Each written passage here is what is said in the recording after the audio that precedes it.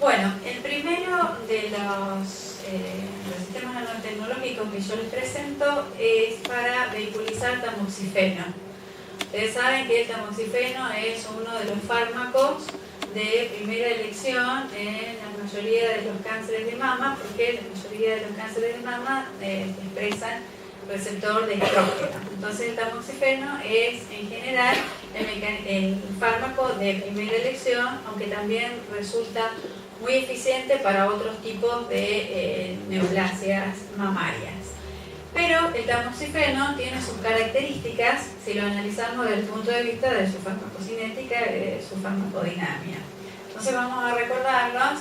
Y bueno, es un derivado antiestrogénico no esteroideo, es un inhibidor competitivo del estradiol, de ahí entonces que de esta manera se justifica su mecanismo de acción para el cáncer de mama y en definitiva termina produciendo, o sea, no se conoce completamente los mecanismos intracelulares que dispara, pero termina en un arresto del ciclo celular. Las evidencias serían hoy en día, todas apuntarían a que estimula la apoptosis de la célula neoplásica.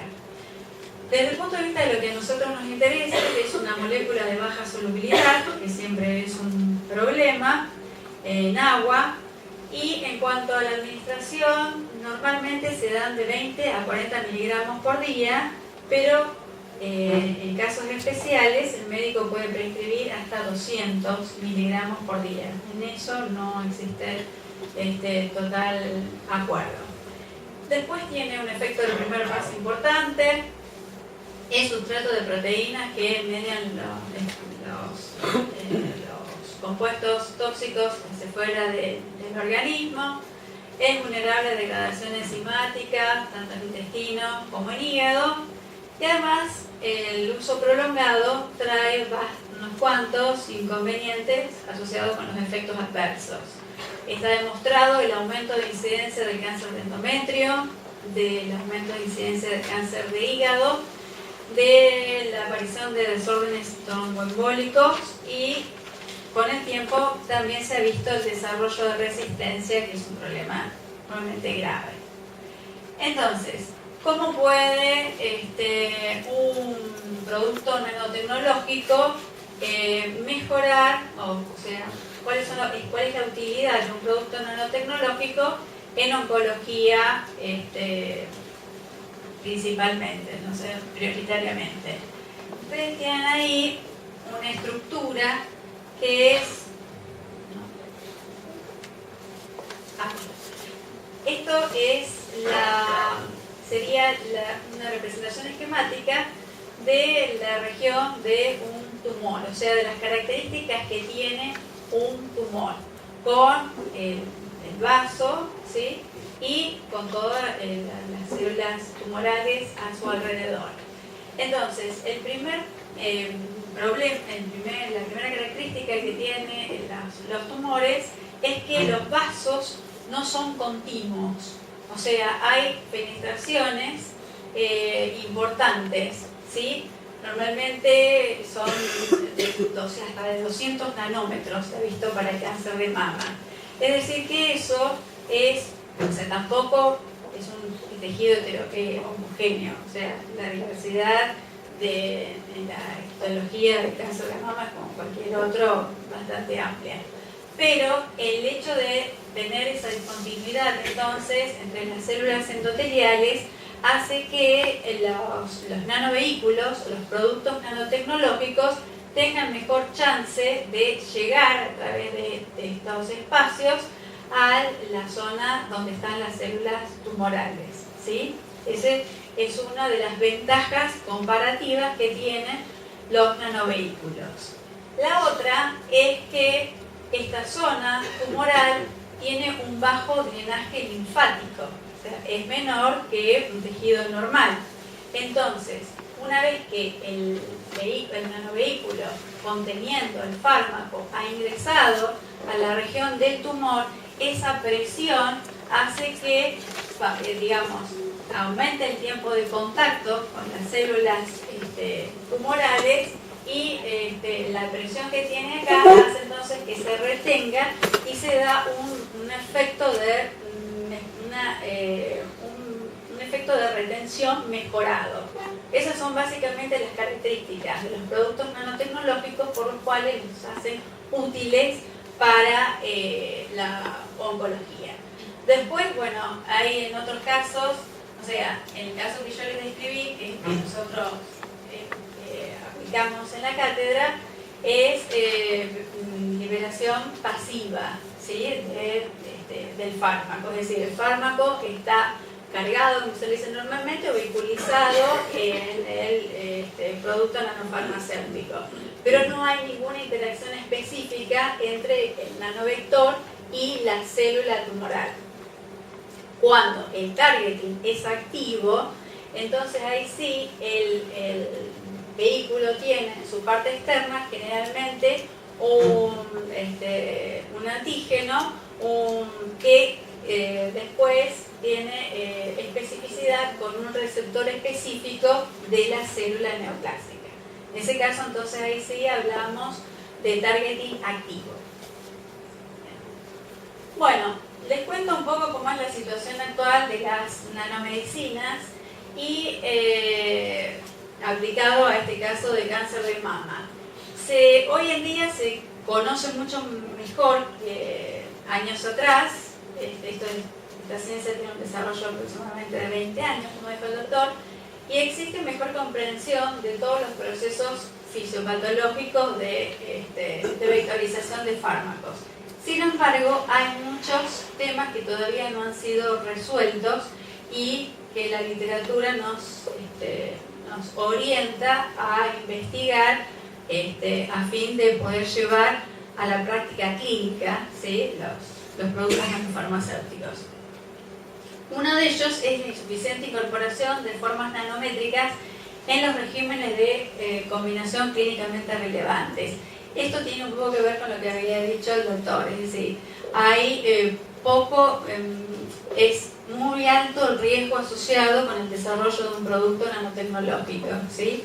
Entonces, hay poco rendimiento, digamos, de los productos que entran en estudio y la perspectiva que tengan de llegar al mercado, ¿sí? Entonces, eso sumado a que no hay una tendencia a sumarlo de por sí a estudios clínicos, hace que no tengamos datos concretos de la eficiencia de estos productos cuando son combinados con toda la batería que normalmente se usa en oncología. Es decir, un producto nanofarmacéutico no va a ser la única medicación que reciba una paciente, sino que se sumará a la radioterapia, a la cirugía, a la quimioterapia y también será una alternativa dentro de toda la batería terapéutica a disposición.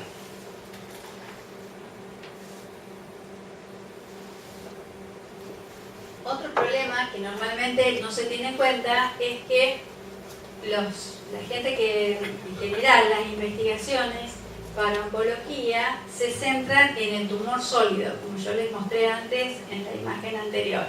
Sin embargo, el problema, es conocido que los tumores que están circunscriptos en la región, que están localizados, normalmente tienen resolución quirúrgica favorable y que es la forma de conseguir altas tasas de curación inclusive. Es decir, que el problema básicamente que se debería pensar cuando uno desarrolla es el tema de atacar las metástasis, es decir, atacar aquellas células que ya han tomado la vía de la linfa o la vía sanguínea, ¿sí? Y eso normalmente muchas veces no se tiene en cuenta en las primeras etapas del desarrollo ni tampoco a veces en los estudios clínicos, porque los datos a veces, porque hay productos que normalmente también, vamos a mostrar algunos, están bien desarrollados, están bien pensados desde el punto de vista de lo nanofarmacéutico, sin embargo después la clínica no acompaña con un éxito, con una mejora notable.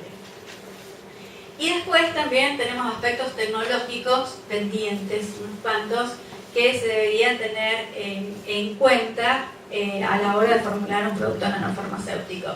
Primero, la necesidad del diseño de formulaciones racionales, es decir, de hacer, como hacemos normalmente siempre con cualquier fármaco, una batería de formulaciones que pueden ser útiles para las propiedades fisicoquímicas del fármaco, y de ahí haciendo un desarrollo racional hasta llegar a la fórmula optimizada, ¿sí? Que resulta justamente de toda una decantación natural de otras fórmulas alternativas. Eso normalmente no se da. Yo estoy hablando desde la literatura. Normalmente, o sea, hay pocos papers en donde la impronta farmacéutica, es decir, el desarrollo se hace a través de un racional farmacéutico. Después necesitamos formas farmacéuticas seguras, eficaces, estables y fáciles de administrar. Digamos, eso es normalmente difícil con los fármacos convencionales, con los medicamentos convencionales, pero que son condiciones excluyentes y que también son aplicables a los productos nanotecnológicos. Es decir, cuanto más fácil, cuanto más reproducible y más estable es un producto, más chance tiene de llegar al mercado. Después hay todo un tema asociado con la caracterización fisicoquímica detallada, ¿sí? Es decir, los parámetros que uno tiene que estudiar a un producto nanofarmacéutico excluyente como para poder conocerlo en detalle, ¿sí? Y después evaluaciones funcionales para evaluar procesos de elaboración reproducibles. Ese es otro tema que muchas veces en la bibliografía está ausente, la perspectiva de transferencia tecnológica. Es decir, son sistemas muy buenos, a lo mejor muy novedosos, pero de baja posibilidad de transferirse a nivel industrial y por lo tanto al mercado.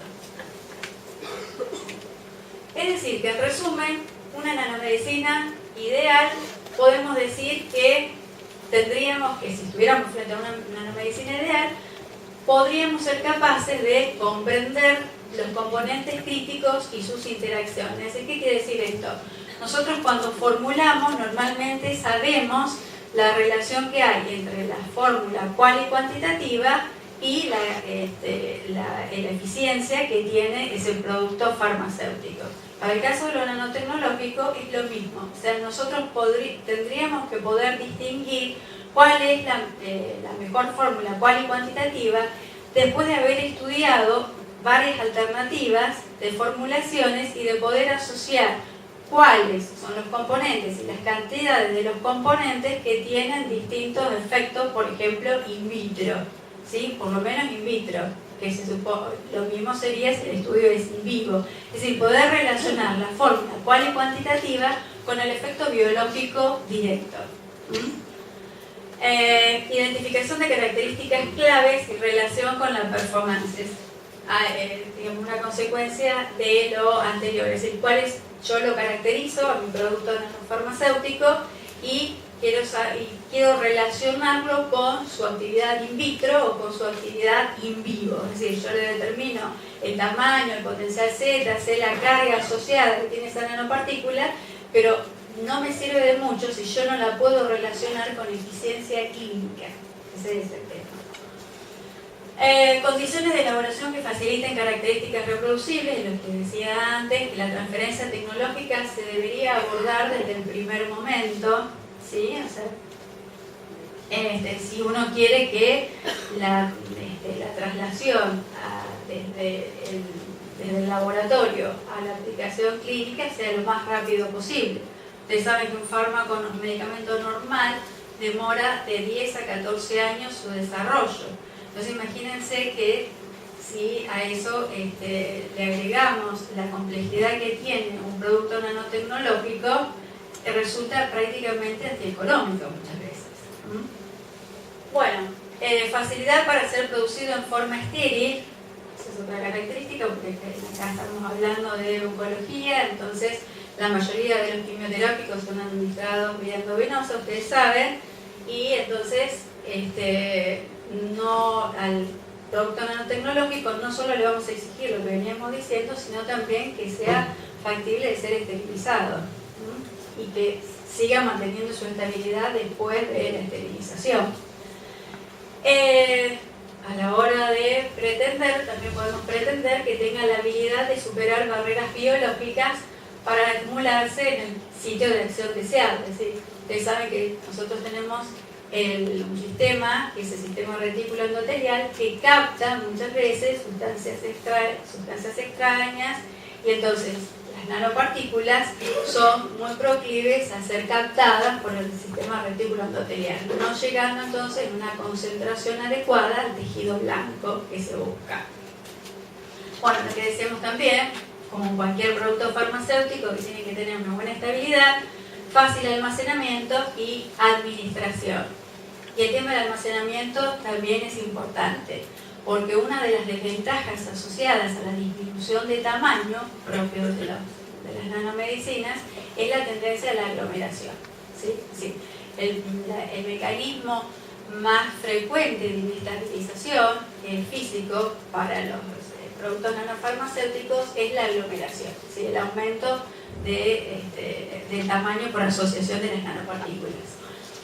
Y dentro de los parámetros de caracterización básicos, la literatura dice que de un nanovehículo tenemos que conocer su tamaño, su morfología, su estado de dispersión, porque no perdamos de vista que en definitiva los productos nanotecnológicos son coloides, y acá todas las generaciones hemos estudiado coloides con distintas, siempre digamos han estado vigentes, es decir, sería una nueva forma más moderna, más marketinera tal vez, de mencionar a los coloides. Las propiedades físicas y las propiedades químicas, que es una característica que cambian a nivel nanométrico, es decir, cuando uno pasa de una escala micrométrica a una escala nanométrica, las propiedades son sustancialmente diferentes, tanto las físicas como las químicas y a veces las farmacológicas. Y bueno, conocer el área superficial y la química superficial, es decir, la biofísica es hoy por hoy una de las ciencias que más futuro tiene y es necesario conocer para trabajar en este tipo de productos. Bueno, yo les traje acá algunos ejemplos de nanovehículos que están en uso. El primero es el Abraxane, de conocer, son nanopartículas de paclitaxel, y acá las moléculas de paclitaxel están rodeadas por una cubierta de albúmina que interacciona con las células endoteliales, ¿sí? Es decir, que acá sería un tipo de targeting activo, ¿sí? Porque hay una dirección específica, y además con una glicoproteína, que esa es la sigla, que en definitiva es una glicoproteína que es muy rica en cisteína y que es muy abundante en los tejidos, en el intersticio de los tejidos neoplásicos, por los que mejora también la retención de esta nanopartícula en el tejido neoplásico. ¿Sí? Ese es el mecanismo por el cual estas nanopartículas son más eficientes que un fármaco tradicional. Otra nanopartícula en uso es el Doxil, que son nanoliposomas pegilados, ¿sí? O sea, los liposomas ustedes los conocen. Estos también son de tamaño nanométrico, porque a veces el liposoma está en el orden de los 500 o 600 nanómetros, pero estos están en general debajo de los 100 o 200, que es lo que normalmente se acostumbra para cuando uno considera un producto nanofarmacéutico. Y el Doxil tiene una alta capacidad de carga para la doxorubicina, se usa para cáncer de mama y también se utiliza para el de ovario.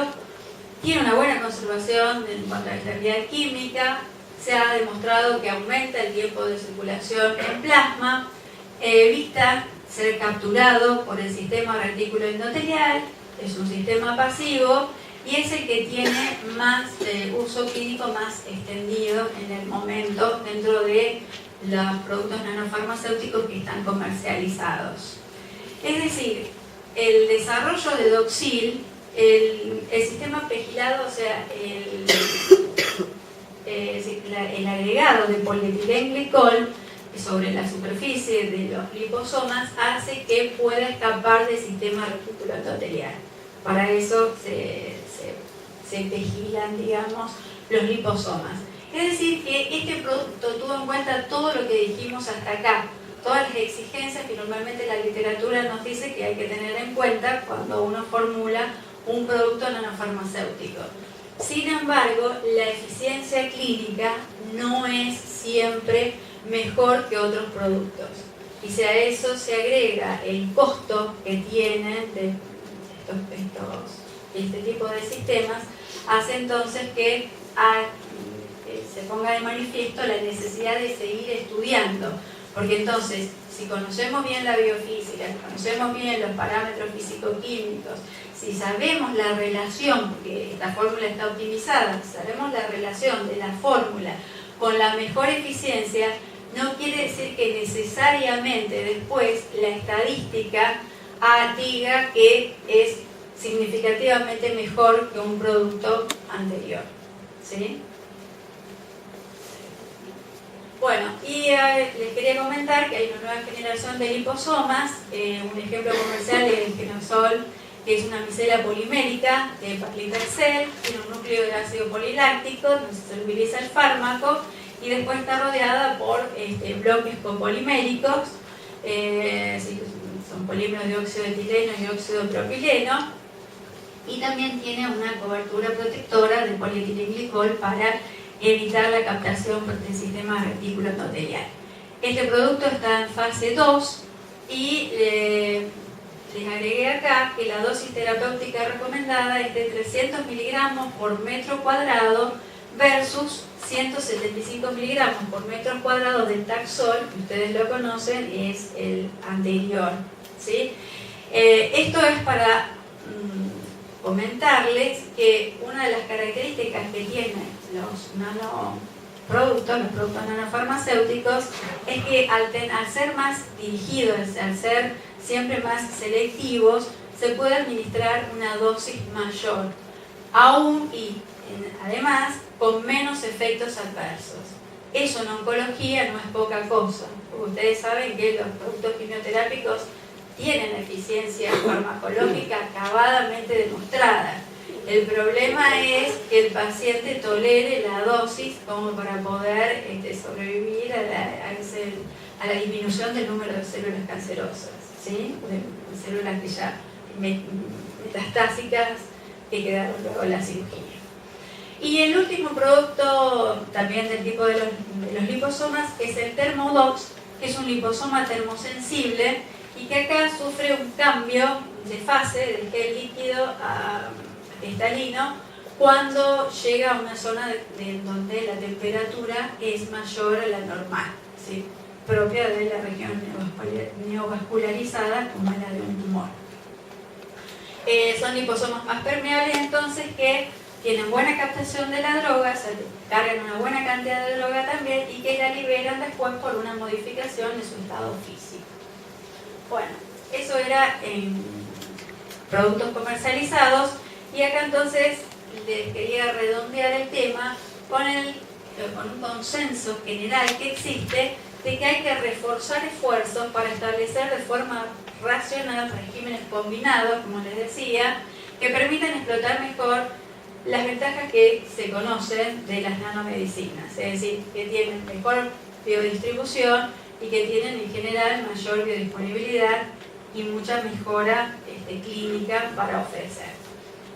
¿La siguiente? Bueno, nosotros trabajamos con microemulsiones en la cátedra, que no sé si ustedes las conocen, pero son sistemas muy similares a las emulsiones. Sin embargo, ahí tienen la diferencia entre las dos. Esta es una emulsión de las características que ustedes preparan y esta es una microemulsión. Es decir, la diferencia es que en lugar de ser opalescente como la emulsión normal, por ser nanométrica, digamos, por tener un tamaño debajo de los 150 nanómetros, nuestro ojo no lo alcanza a detectar y entonces es transparente o translúcida, depende del color de los componentes.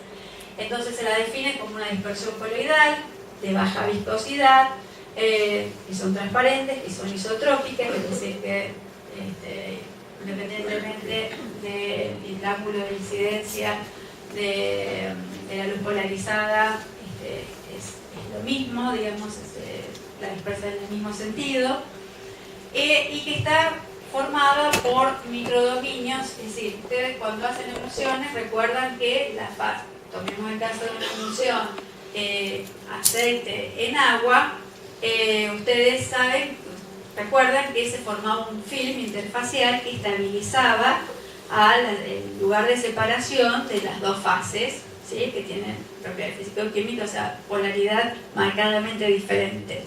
En la microemulsión se usa, además del surfactante o el tensoactivo, se usa otro componente más que es un cosurfactante, ¿sí? Que se intercala también en el film interfacial y que es el que produce que todo esto tenga un tamaño de 150 nanómetros, ¿sí? Eso es estable porque se forma por simple mezclado y agitación de los componentes. Es decir, cuando yo estoy frente a una composición microemulsiva, el simple contacto de una determinada fase oleosa en una determinada cantidad con una fase acuosa que puede tener cosolventes, buffer, etc., en una determinada cantidad también, y esa mezcla de surfactante con surfactante exacto hace que por simple contacto y agitación se forme, porque está favorecida termodinámicamente. Es decir, no es como la emulsión que yo tengo que calentar, tengo que agitar, es decir, dar un aporte energético. Acá se forma automáticamente, es decir, es un sistema nanotecnológico autoensamblado y eso le da estabilidad a largo plazo, por eso se las ha utilizado mucho. Bueno, se las ha usado para mejorar características organolépticas, es decir, se las utiliza también por lo que les decía, que se forman espontáneamente, tienen estabilidad física. En general se utilizan las agua en aceite para solubilizar en la fase interna fármacos hidrofílicos y las aceite en agua para fármacos hidrofóbicos, y por el tamaño que tiene y por los componentes, que son los surfactantes y los cosurfactantes, en general aumentan la permeabilidad, o sea, modifican la permeabilidad de las membranas celulares, y eso hace que muchas veces presenten una biodisponibilidad del fármaco que acarrean mejorada. Sí, tanto oral como percutánea. Bueno, en nuestro grupo entonces preparamos microemulsiones conteniendo tamoxifeno, y ese fue un poco el orden que seguimos de trabajo. Seleccionamos los excipientes, es decir, nosotros lo que queríamos proponer era una terapia alternativa, un protocolo de administración de tamoxifeno alternativo, que era lo que les decía que se pide internacionalmente como nuevas alternativas, sobre todo para fármacos que siguen siendo extensamente usados, por eso pensamos en tamoxifeno. Entonces elegimos excipientes que fueran farmacéuticamente aceptables, no solo para la vía oral, sino también para la vía parenteral, endovenoso, o sea, de llegar a probarse en estudios in vivo, podrían ser administrados endovenosos también. Después, en el segundo paso, seleccionamos los niveles de excipientes para buscar las composiciones de microemulsiones que les decía. Es decir, de nada me sirve a mí pensar en una composición que tenga 50% de tensoactivo porque seguramente va a resultar tóxica, ¿sí? Entonces acotamos los valores de los componentes. En la tercera etapa optimizamos la técnica de elaboración, es decir, cuánto tiempo íbamos a agitar, en qué temperatura lo íbamos le íbamos a evaluar, cuánto tiempo íbamos a dejar en reposo el sistema hasta ver si realmente permanecía estable y si correspondía con una microemulsión. Y seleccionamos entonces las microemulsiones que nos resultaron interesantes. En el cuarto punto usamos las técnicas de caracterización elegidas, que están bastante estandarizadas para el caso de las microemulsiones a nivel mundial, porque tienen muchísimas aplicaciones Y después optimizamos entonces las técnicas de evaluación biológica y hicimos los ensayos preliminares de solubilidad. La primera microemulsión que apareció en forma comercial es el Santimune oral, ¿sí? O sea, ese fue el primero. De ahí en más salieron unos cuantos, de hecho todos los antirretrovirales, claro, los inmunosupresores. Esa línea está actualmente comercializada bajo una forma emparentada con una microemulsión, es decir, se forma la microemulsión in vivo, pero es en definitiva lo que se administra es una microemulsión. Bueno, y acá entonces les traje la gráfica correspondiente a la solubilidad que tenía el tamoxifeno en 3 surfactantes distintos. Pasamos a la próxima.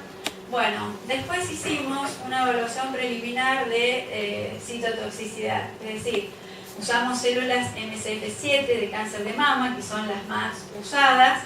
Nuestras pretensiones llegaron a estudio in vitro nada más, pero el objetivo era más que nada hacer una propuesta farmacéutica, es decir, de desarrollo racional de un producto nanotecnológico que podría bien, digamos, por la baja toxicidad de la fórmula optimizada, podría pasar a una etapa clínica en concreto. Bueno, entonces acá tienen el porcentaje de viabilidad de las células con distintas proporciones de cada uno de los surfactantes. Este es el Twin 80, este es el cremóforo RH40 y este es el Labrazol. Es decir, que fíjense, por ejemplo, para el caso del Twin, a una alta concentración de 25%, la cantidad de células viables es muy poca, apenas del 20%, es decir, que de esta manera seleccionamos que las microemulsiones conteniendo Twin no iban a contener una proporción mayor del 5% de Twin 80, porque si no, no podíamos asegurar que no fuera este componente el que estuviera matando a la célula, sino de la eficiencia de todo el sistema farmacéutico en sí. ¿Sí? Y aunque parezca muy obvio, ustedes ven en los papers, hay muchas veces que se usa dimetilsulfóxido u otros sistemas en donde el placebo tiene toxicidad, ¿sí? Entonces, el dato ahí, ¿cómo puedo comparar yo qué eficiencia tiene ese nanovehículo cargando la droga si el nanovehículo solo ya de por sí ofrece toxicidad? ¿Sí? Eso era uno de los objetivos que nos planteamos también. Bueno, y después entonces optimizamos las microemulsiones para vehiculizar tamoxifeno de acuerdo a la capacidad de solubilización que tenían, etc. Y hicimos los ensayos de citotoxicidad de las fórmulas seleccionadas, es decir, este es el control y estas eran las fórmulas,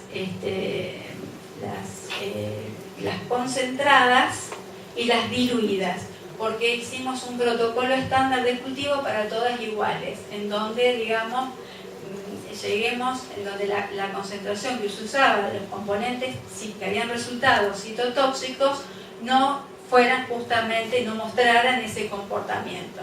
Para el caso que yo les di, todas las que contenían Twin 80 no fueron expuestas al cultivo al más del 5% de ese componente. ¿Sí?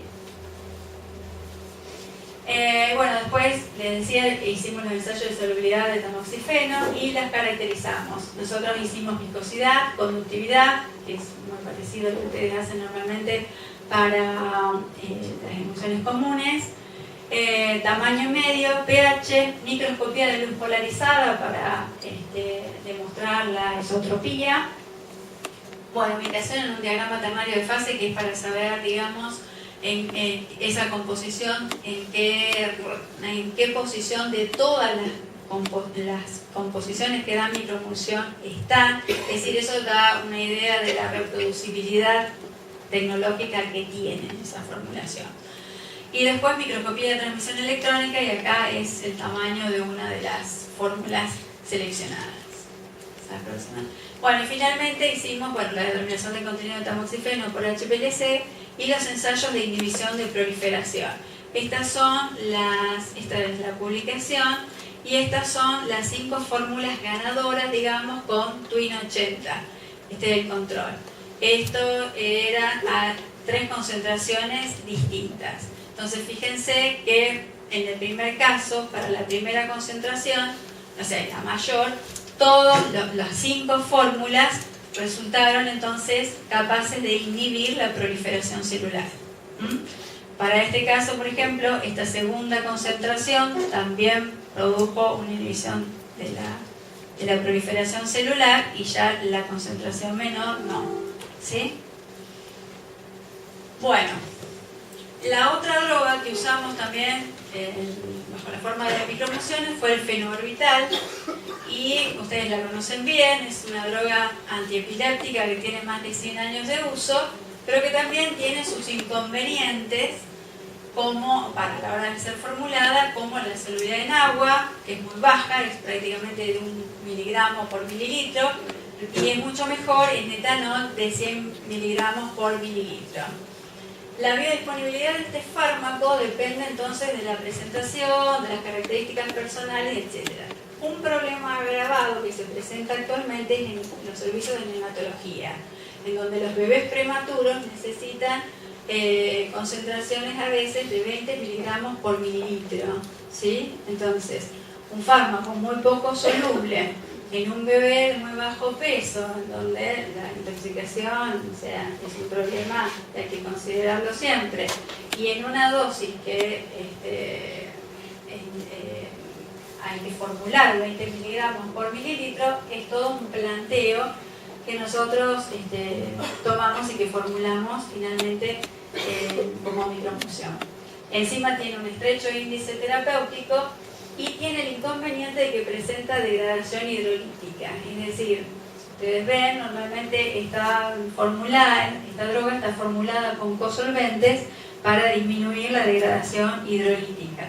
El tema es que en un neonato o en un prematuro, la toxicidad asociada a un cosolvente es muy alta, ¿sí? Por eso la microemulsión resulta una buena opción a priori.